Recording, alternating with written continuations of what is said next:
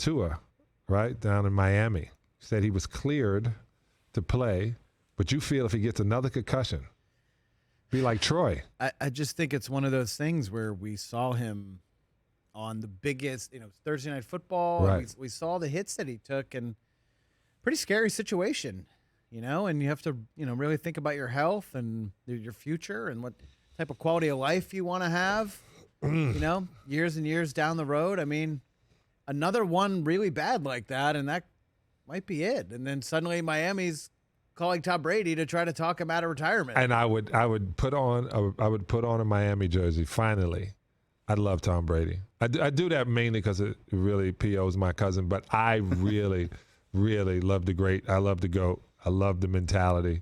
And I've been thinking about that too. I like those guys like Michael Jordan and Kobe and Isaiah and Tom Brady who think about nothing but the game. That makes it so much easier for the guys that are helping them out. And I realized that when I used to say to Chuck Daly, hey, man, can I get a couple of plays or something?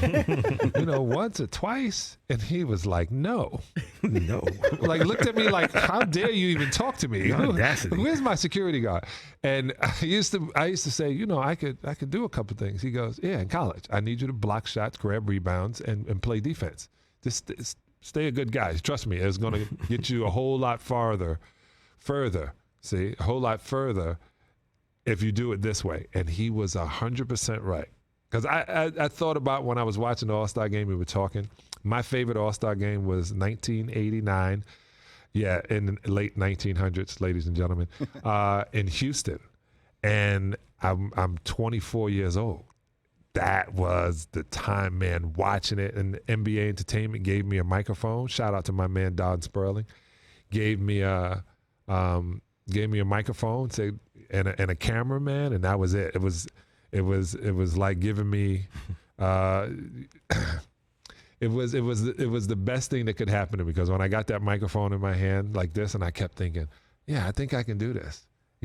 Just thinking about, like what you said, your quality of life. Like, I can still walk. Only thing that ever happened, I had stress fractures in my ankle because I just got a new contract, and carrying all that money was bad on my ankles. All that money is no money now. And I dislocated my finger when I was a Laker playing before the game with Travis Knight, because we would play one-on-one, because the only play we was going to get. It was funny because Phil would say, I'm going to play you. And I go, every 5 games. I was so cocky, like, you're going to need me. Every 5 games, I would give Shaq 5 minutes, 5-minute rest, 8-minute rest. When it was like 11 minutes, I'm like, what are you doing? I'm not getting paid enough for this. So the quality of life, you're so right. When you run into that and you think about playing this sport, getting all the way to the pros, and getting hit in the head so hard that you might not be able to play again, it's something you shouldn't think about, but you have to think about. Troy Aikman is, he got hit a lot in the head. Steve Young, those guys retired early because of that. Like Troy Aikman, TJ is one of your favorite players. He retired at 34. Tom Brady played 11 more years after that, when you think about it. And if his wife was supportive, he would have played another. He'd play another 11. I told you, one of these jokes is going to get in.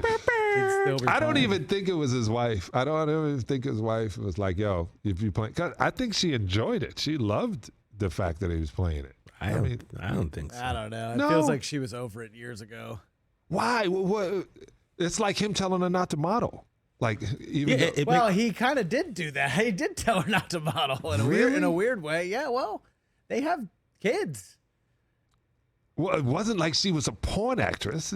I understand. And also, she was still doing gigs. She was still making more than him for a period of time. Like, they weren't just paying her for nothing. She was working. Yeah. I'm telling you. If I could play, and I'm being so honest, I retired at 36 years old because Phil Jackson made me retire. I was in my best shape too. By the end of the season, I was ready to go. Well rested. I was ready to go, boy. I had my legs back. And let me tell you, when Phil told me I have no real estate for you, I was literally talking to the one of the great teams in Seattle called the Sonics. Oh. And Patrick Ewing was like, hey, we can go together. You play a game, I play a game. I knew that trick because I know Patrick. He wasn't going to play. He was going to Anthony Davis me to death, and I was going to have to play 40 minutes a game, and my body was like, no. And I'm only joking, AD. But it's the mentality that Tom can get out there, whether he's running fast or not, and perform against these young, fast linemen and linebackers and get it done. If you can do it, as long as you can do it until they snatch the jersey off you, as long as you should play. I really feel. You played with 3 of the greatest players in NBA history. 4. Sure, 4. Oh, yeah, 4. Put Shaq in there. Obviously, Shaq, Kobe, Mike, and Isaiah Thomas. Can you just maybe compare what was the one trait they had in common? How are they different? Like, kind of take us inside. They didn't go out. Like Michael and Scotty and Harper and Jack Haley, God rest his soul, would play cards all the time, have food brought in.